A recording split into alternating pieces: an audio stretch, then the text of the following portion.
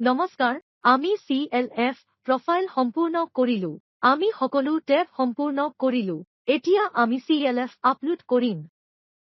Upload কৰিবলৈ আমি review and upload data click কৰিব লাগিব, যাৰ বাবে তিনিটা বিন্দুত ক্লিক কৰি ৰিভিউ এণ্ড আপলোড ডেটা এবাৰ চেক কৰিব লাগিব।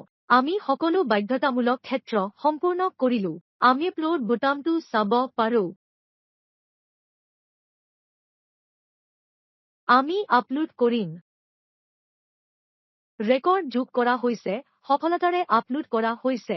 আমাৰ CLF লগ কৰা হৈছে। আমাৰ CLF আপলোড কৰা হৈছে। কিছু সময়ৰ পিছত আপলোড কৰাৰ পিছত আপলোড ষ্টেটাছ চাব লাগিব। ইয়াত কেৱল CLF ৰ নামহে দেখা যায়।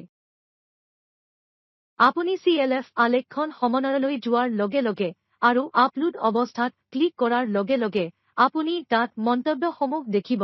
ধন্যবাদ।